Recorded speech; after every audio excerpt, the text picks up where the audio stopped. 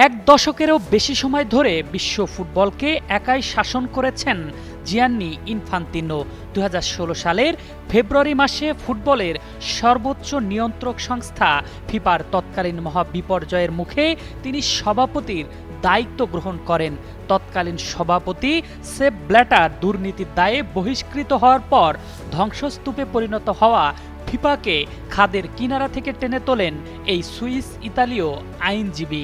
অত্যন্ত দক্ষতা, সততা ও আধুনিক দূরদর্শিতার মাধ্যমে তিনি ফিফাকে এক অনন্য উচ্চতায় নিয়ে যান, যার ফলশ্রুতিতে টানা কয়েক মেয়াদে বিনা প্রতিদ্বন্দ্বিতায় নির্বাচিত হয়ে আসছেন।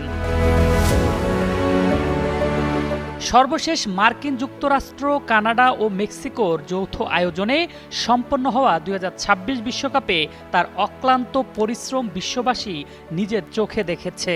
বিশাল উত্তর আমেরিকা মহাদেশের এক ভেন্যু থেকে অন্য ভেন্যুতে দিনরাত এক করে যেভাবে তিনি ছুটে বেরিয়েছেন তা ছিল অবিশ্বাস্য।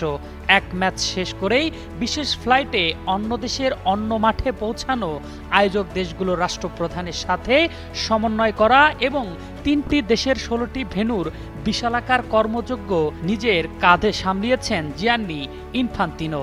তার কাজের প্রতিটি স্তরে স্পষ্ট ছিল পরিশ্রমের ছাপ। তার এই জাদুকরী নেতৃত্বের কারণেই সদ্য সমাপ্ত ২০২৬ বিশ্বকাপটি রেকর্ড ১৫ বিলিয়ন মার্কিন ডলার রাজস্ব আয় করতে সক্ষম হয়েছে। তবে ২০২৬ বিশ্বকাপে সাফল্যের রেশ কাটতে না কাটতেই আকস্মিকভাবে এক চরম বিতর্কের জন্ম দিয়ে বসলেন ইনফান্তিনো।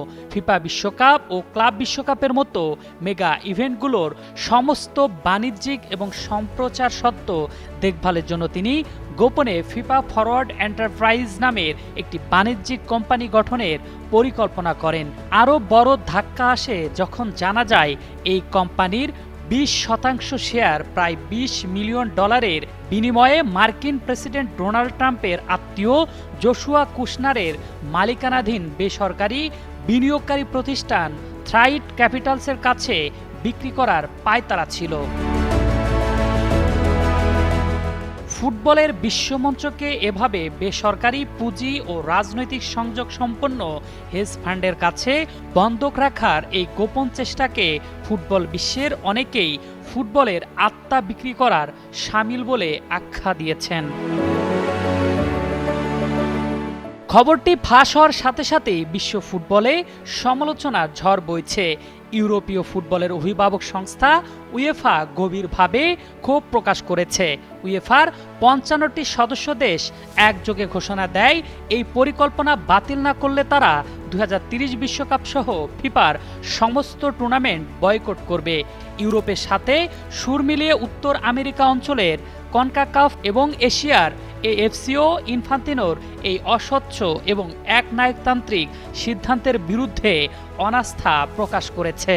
তাতে জোর গুঞ্জন উঠেছে সভাপতির পদ হারাতে পারেন এই সুইস নাগরিক। আর তা হলে পরবর্তী ফিফার অভিভাবক কে হবে তা নিয়ে চলছে জোর গুঞ্জন। আরফিন জুয়েল, যুগান্তর স্পোর্টস।